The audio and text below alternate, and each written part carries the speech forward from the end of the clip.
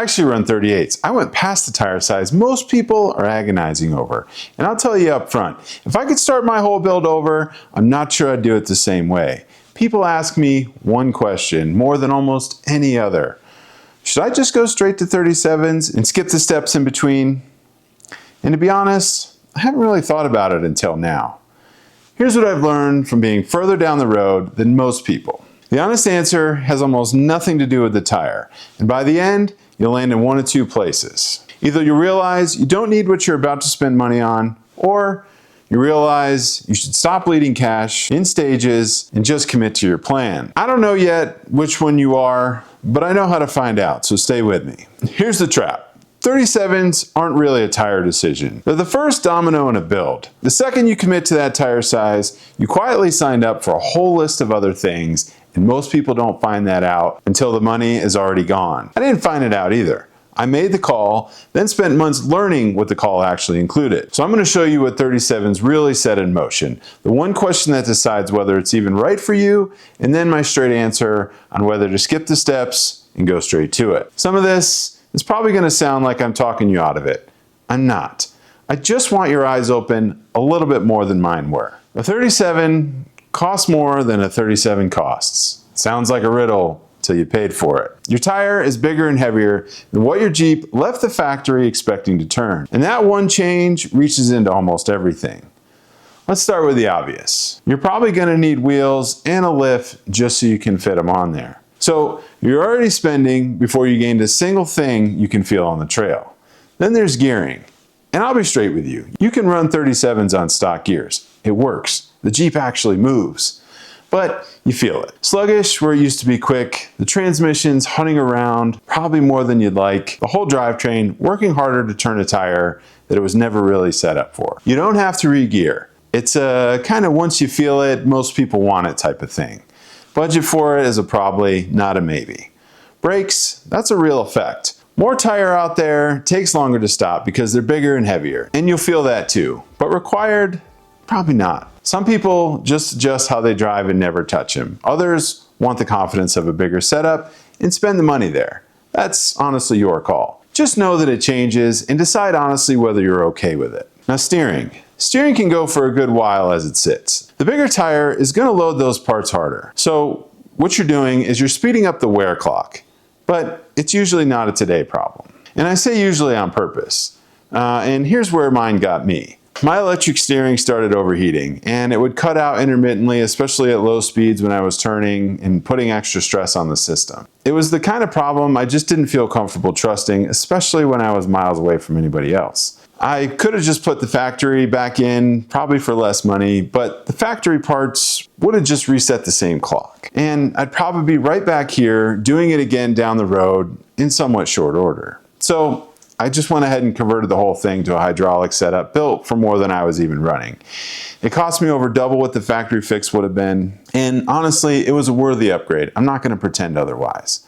But that bill existed because the build had already outgrown a factory part, and the tire started that. Okay, so geometry. This is one that I'd treat as a close-up non-negotiable. Once you put that lift on to clear the tire, your caster, your angles, they're all off from where the factory set them.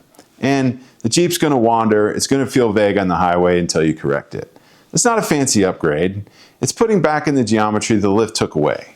So if you skip it, you're going to end up blaming the tire for something that actually the lift caused. So let's think about this. None of this is one price tag. It's a series of choices. Some required, some optional.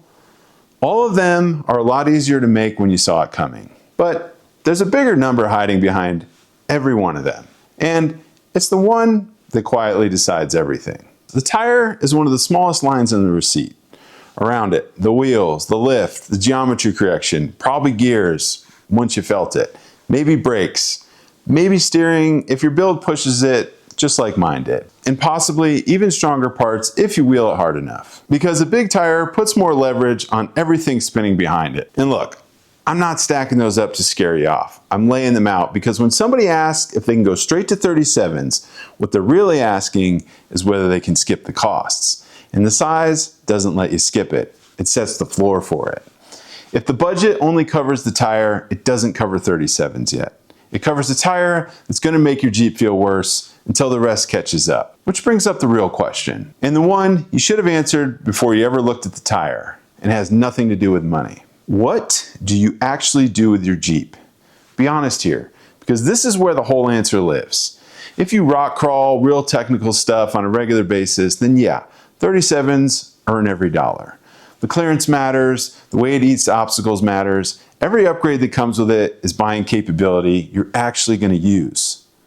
That's not overbuilding. That's matching the tire for the job. But be honest about how often that really is you, because most of us aren't doing that the majority of the time. Most of us run trails, get into some overlanding, drive out to places that are remote and beautiful and genuinely fun to reach, but not overly technical. You know, the kind of terrain that probably needs every bit of a 37 to get through. And if that's your reality, you're probably reaching for more tire than what your Jeep actually calls for. Here's the part that people skip right past.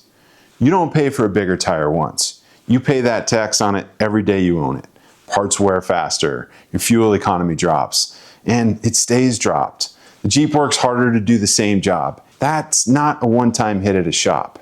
It's a running cost that follows you around long after the excitement of a new setup wears off. For a lot of people running the trails that I'm describing, 35s might just be a better call. There's enough capability for what you actually do, less wear tax, less fuel penalty, less money spent propping up a size you didn't really need. Not a compromise, just a good match. Now it's time for you to be honest with me down in the comments. What do you actually run? Rock crawling trails, overlanding, mostly pavement with an occasional dirt road. I bet a lot of you built your Jeeps to be more capable than your trips are actually demanding. And that's not a problem, but knowing what you do is only half of it, because there's a version of the person watching this right now who already knows the answer, who should probably just commit and stop wasting money in the process. Let me tell you who that is. Sometimes going straight for 37s is the smart money. If you already know, and I mean actually know, not just hope, that 37s are where your build ends, then buying tires twice is kind of a waste. Running 35s for a year, selling them at a loss, re-gearing anyway, you can make a clean case that you should have just planned the whole thing around the end state from the start and just build it once. This is why I say your build always starts with a tire choice. I've watched people do exactly that and be genuinely happy with where they landed. And every single time, the difference wasn't the tire. It was that they knew exactly where they were going before they spent their first dollar. They planned the wheels, the lift, the tires, the gears, the geometry, everything around that target, and hit it with one single pass instead of 3. But here's the honest problem. Most people can't see their end state clearly on their own, or they don't know what goes into it. And that's not a knock on anybody. It's genuinely hard to plan a build around your trips you haven't even taken yet. That's exactly why I point people to Jeremy at Disciple Off-Road in Vice Valley, California. He's an off-road shop and a parts distributor. He's one of the few guys I trust to actually match a build to what you're going to do with it, instead of just selling you the biggest version of everything. If you're serious about planning it once and planning it right, that's a conversation worth having before you spend. Because the people who get burned aren't the ones who go to 37s. They're the ones who go to 37s as a wish instead of a plan. And I've seen both, on the trail, on the same day. First time I ran the Rubicon, it was with a group, some old friends, some new faces. One guy had put probably $40,000 into the bottom half of his Jeep, full build. He kept it on 37s, but I'm talking axle, suspension, everything. And he almost had no idea how to use it. He put himself in a few genuinely unsafe spots that day, the kind that was making everybody quiet, looking at each other, and thinking it's time to get some recovery gear. And then there's another guy. He showed up in a JKU Sport, half-balled 35s, no lockers. On paper, some people would probably tell you it's underbuilt for the Rubicon. He needed maybe 1 or 2 lines pulled that day, and he crushed it. Didn't put a scratch on his Jeep, read every obstacle, picked the lines, drove within himself. By the end of that day, he had earned more respect than any $40,000 rig ever could. I think about that trip a lot because it taught me a few things that tires never could. The tires changed how the Jeep drove. It didn't change how I drove. What actually made me more capable was seat time. Learning lines, learning how the rig moves under me, learning to read the train that was in front of me before I actually got on top of it. The bigger tires cleared obstacles a smaller setup probably wouldn't have, and that's real. But most of what was holding me back wasn't the tire, it was me, and the experience I just hadn't earned yet. And that's the uncomfortable part of the honest answer. A lot of people buy the tire hoping it closes a gap that only trips can close. And I'm going to tell you right now, it doesn't. You end up with a more capable Jeep and honestly the same driver. And then you start blaming your build, feeling like it wasn't enough, wanting to add more parts. And honestly, the most dialed rigs I've ever been around were almost never the ones with the biggest tires. They were the ones being driven by someone who earned the size that they were actually running. And I'm not saying bigger tires aren't going to make things easier, because that's obvious. But here's where all this comes together in one actual answer. Would I go straight to 37s if I did the whole thing over? So if I knew what I know now, and that was truly my end state, and I planned the wheels, the lift, the gears, the geometry, the steering, getting everything in one pass, then yeah, building the Target once beats building it in expensive stages. But that's a big if. 2-3 years ago, I didn't know my end state. I was guessing, calling it a plan.